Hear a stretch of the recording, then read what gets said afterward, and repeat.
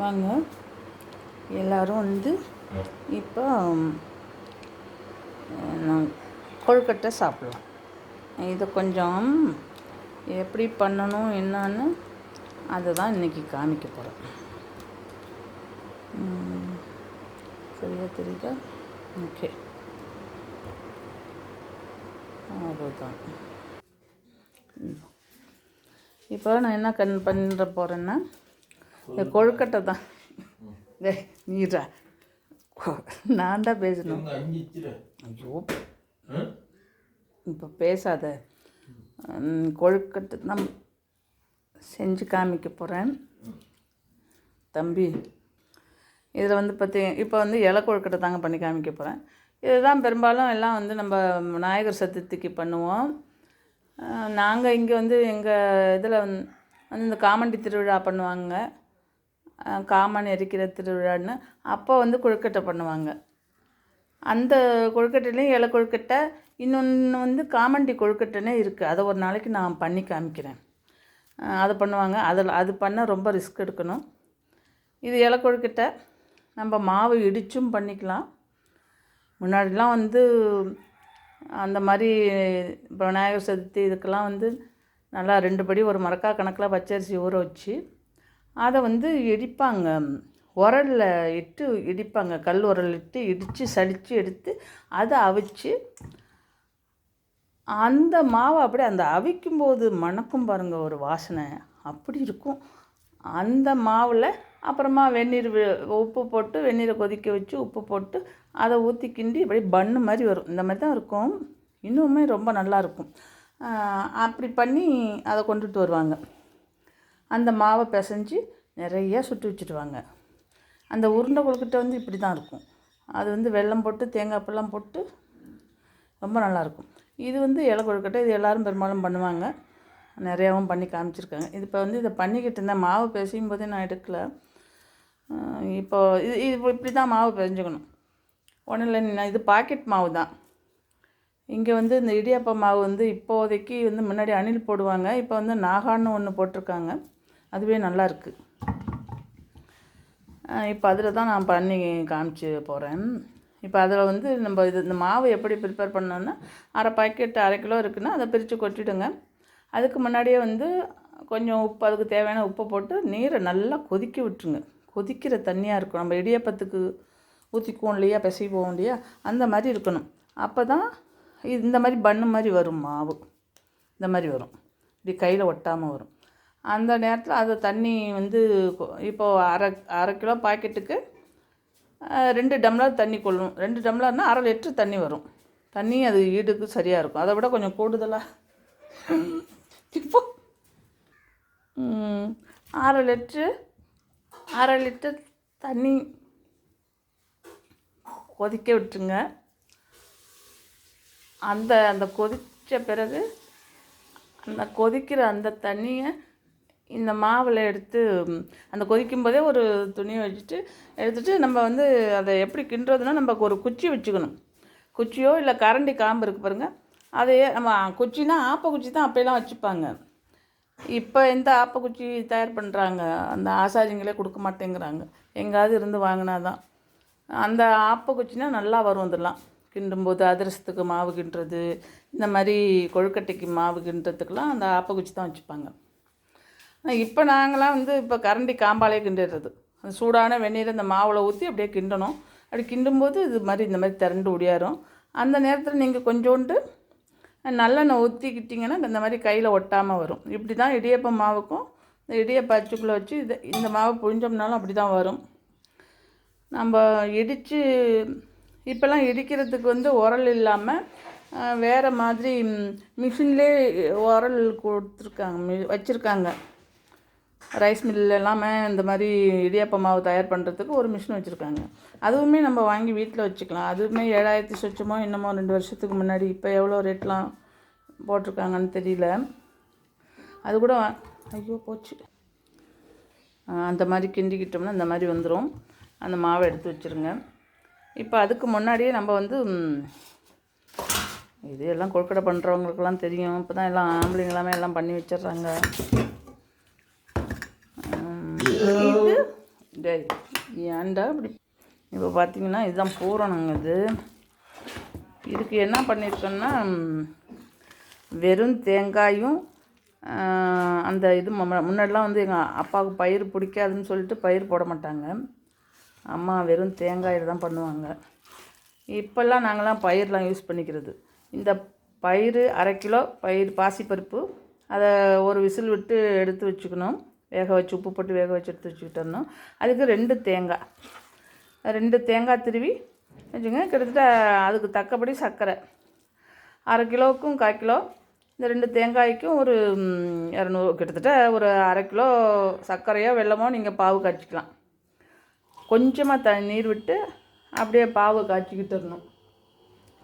பாவை காய்ச்சிட்டு அந்த தேங்காய் பூவை போட்டு லேசாக பரட்டி விட்டு இந்த பாசிப்பருப்பு நம்ம வச்சுருக்கோம் இல்லையா, அதையும் போட்டு பரட்டி விட்டு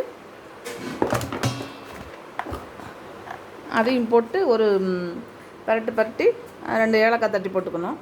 போட்டுட்டு அதை கொஞ்சம் நீர் கொஞ்சம் தளன்னு இருந்தாலும் இந்த மாதிரி வர்ற வரைக்கும் நம்ம 2-3 பரட்டினோம்னா இந்த மாதிரி வந்துடும். இதுவே சூப்பராக இருக்கும். ஏன்னா இதுவே அபரிதமான உணவு.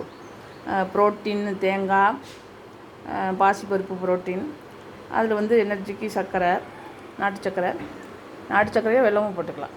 இது எல்லாமே சேர்ந்து இதிலே 2 உருண்டை சாப்பிட்டாலே சாப்பாடு முடிஞ்சிடும். அவ்வளவு தான். இந்த மாதிரிலாம் பயன்படுத்திக்கணும். நிறைய சாப்பாடையே தான் சாப்பிடணும்னு இல்லாமல் இதில் 2 உருண்டை சாப்பிட்டுக்கிட்டோமா அவ்வளோதான். ஏதாவது கொஞ்சம் பழங்கள் எடுத்துக்கலாம். ஒரு இது பழமோ இல்லை கொஞ்சோண்டு ஜூஸோ எடுத்துகிட்டு சாப்பாடே முடிஞ்சிடுது. அப்படி தான் சாப்பிட சொல்கிறாங்க. இதை தயார் பண்ணி வச்சுக்கிட்டுருங்க. இப்போ அச்சுக்கு பார்த்தீங்கன்னா உங்களுக்கு தேவையானது அச்சு எதுவுன்னா இதெல்லாம் சும்மா தெண்டம் தான். அதெல்லாம் இதிலலாம் ஒன்றுமே பண்ண முடிய மாட்டேங்குது. இதை பாருங்க, இது என்னமோ போட்டிருந்தாங்களேன்னு வாங்கினா, ஆனால் இதிலெல்லாம் அவ்வளோவா ஒன்றும் வரமாட்டேங்குது. இதையெல்லாம் அமைக்கி பண்ணிக்கிட்டு கிடக்கிறத நம்ம எப்படி முதல்லலாம் பண்ணுவோமோ அதே மாதிரி பண்ணி, இப்போ நான் பாருங்கள் இதை பண்ணி காமிக்கிறேன். இதை வச்சு இதை எப்படி அமுக்கிட்டணும். அமுக்கிட்டு இப்போ கூட பரவாயில்லை மாதிரி இருக்குது. நல்லா தான் வந்திருக்கு. இப்படி வச்சுட்டு தேவைன்னா இதை வச்சுக்கோங்க. இல்லைன்னா எப்போதும் நம்ம எப்படி பண்ணுவோமோ நம்ம நார்மலாக அந்த மாதிரி பண்ணிடலாம். இப்படி வச்சு இந்த பூரணத்தில் நாங்கள் நிறையா பூரணம் வைப்போம். இதை துக்குனோண்டு வச்சுக்கிட்டா போதும். இன்னும் கூட குறைச்சிடலாம் பூரணத்தை. ஏன்னா இந்த லெவலுக்கு தக்கப்படிலாம் பிதுங்கிட்டு வெளியில் வந்துடும். இதை வந்து இப்படி தான் பண்ண சொல்லியிருக்காங்க. நான் இப்போ தான் முதலே போடுறேன். இதெல்லாம் எடுக்கிறதே இல்லை நாம். ஐயோ, இன்னும் கொஞ்சம் மாவு இதை பாதி இது போயிடுது. இதில் இருக்குது பாருங்கள். ஆனால் நல்லா வந்திருக்கு ஷேப்பு. அது பேர் என்ன, சந்திரகலா இருக்கும் பாருங்கள், அந்த மாதிரி இருக்குது. இப்படியும் வச்சுக்கலாம். இதெல்லாம் கஷ்டம். இதுக்குள்ளே போடுறதுன்னா இந்த மாதிரி நிறைய அச்சு வச்சுருக்காங்க, எல்லாம் வைக்குது. இதை வந்து நம்ம கொஞ்சம் தட்டிக்கணும். சரி, இது எப்படியோ அப்படி வைப்பாங்க. இப்படி வச்சுட்டு இப்படி போட்டுட்டு இது சரியாக வரல இது. ஆனால் ஷேப்புக்கு வச்சுக்கலாம்.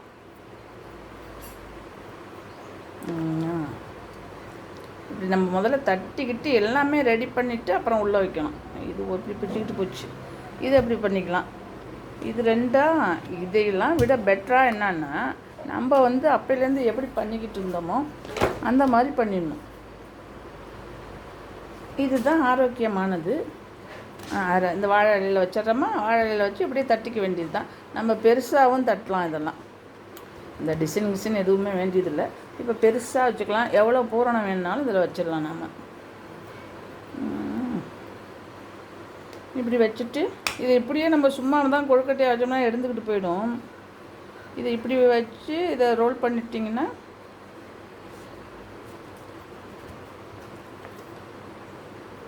இது நம்ம பார்த்து எப்படி வேணாலும் பண்ணிக்கலாம். எடுத்துட்டு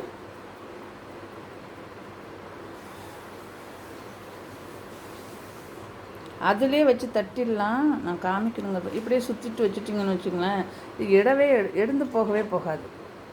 இந்த மாதிரி இப்படியே வச்சிட வேண்டியதுதான். இப்படியே நம்ம இட்லி பானைக்குள்ளே வச்சு அவிச்சிட வேண்டியதுதான்.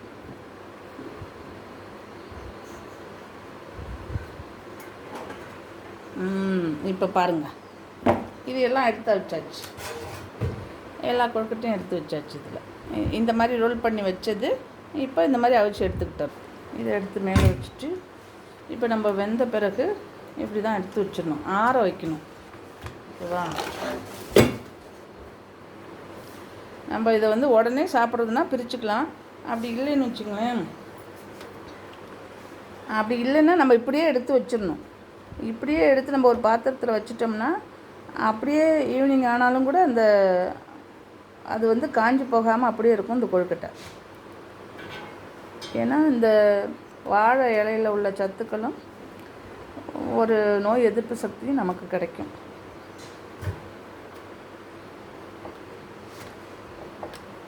இப்படியே வச்சுக்கணும். நம்ம சாப்பிடணும்னு நினைக்கிறப்ப சாப்பிடணும். ஆனால் அந்த கொழுக்கட்டை வெந்திருக்கா என்னன்னு பார்த்துக்கணும். அதுக்கு நிமிஷம் கணக்குன்னு இல்லை. ஏன்னா ஏற்கனவே மாவு வெந்து போச்சா, அதனால் வந்து சீக்கிரமே வெந்து போயிடும். அதில் வந்து கவலைப்பட வேண்டியதில்லை. நம்ம இந்த மாதிரி சில இது வெடிக்கும். ஃபுல் பூரணம் வச்சு ரொம்ப வச்சோம்னா இந்த மாதிரி வெடிக்கும். கொஞ்சம் லெவலாக வைக்கும்போது இப்படி இருக்கும். அது ஷேப் இல்லாமல் இருக்குது. ஐயக்கா அந்த வாழை இலையோட அந்த கலரும் இறங்கிருக்கு பாருங்கள். அதில் பியூர் ஒயிட்டாக இல்லாமல் இந்த லெவலுக்கு இதுவும் வந்திருக்கு பாருங்கள். ஓகே,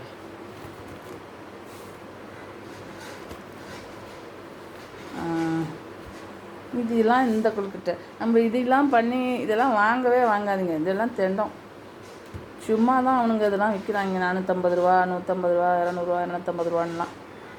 இதில் வேணால் அந்த மைதாவில் போடுறோம் பாருங்கள் போலி, அதை வேணால் போட்டுக்கலாம். இதில் மாவுக்கெல்லாம் சரியப்பட்டு வராது. இதெல்லாம் விட்டுருங்க. இப்படியே எடுத்து வச்சிட வேண்டியதுதான். சூப்பராக சாப்பிட்லாம். இது அப்படியே ஈவினிங் வரைக்கும் இதனோட ஃப்ரெஷ்னஸ் அப்படியே தான் இருக்கும். பாருங்கள், இதை இன்னும் கொஞ்சம் வேணால் நீங்கள் திக்காக பண்ணிக்கலாம். இது நாங்கள் சர்க்கரை நிறையா போட்டுப்போம். அதனால் நீங்கள் வந்து ஒரு 1/2 கிலோ காம்பினேஷனில் வந்துச்சுன்னா 1/4 கிலோ சர்க்கரையை போட்டு அதுக்கு ஏலக்காய் மறந்துடாமல் போட்டுருங்க. இது கொஞ்சம் சூடு ஆறின பிறகு சாப்பிட்டோம்னா ரொம்ப நல்லாயிருக்கும். ஒருத்தங்களுக்கு வந்து 2 கொழுக்கட்டையே போதுமானது. இது ரெண்டுமே கிட்டத்தட்ட 400 இருக்கும். இப்போ இதை விடவா அதில் உள்ளே வச்சுக்க ஸ்டெப்லாம் வந்து தேங்காய் இதெல்லாம் வந்து நல்ல பவர்ஃபுல்லான இது. அதனால் ஈவினிங் டைமே ஒரு 2 கொழுக்கட்டை சாப்பிட்டுட்டு ஒரு 7 மணிக்குள்ளே கொஞ்சோண்டு பாலோ விருப்பப்பட்டால் அதை எடுத்துக்கலாம். எடுத்துகிட்டு நீங்கள் நைட் சாப்பிட்டே முடிச்சிடலாம். அவ்வளோதான். அதுக்கு மேலேலாம் சாப்பிட வேண்டியதில்லை. சூப்பருங்க. இவ்வளவு தான். இது எல்லாத்தையும் பார்த்து பண்ணிங்க. இன்னொரு நாளைக்கு அந்த காமண்டி கொழுக்கட்டைன்னு இருக்குது பாருங்கள். உருண்டு பந்து மாதிரி இருக்கும் அந்த கொழுக்கட்டை. அதை செஞ்சு காமிக்கிறேன். நன்றி. தேங்க்யூ.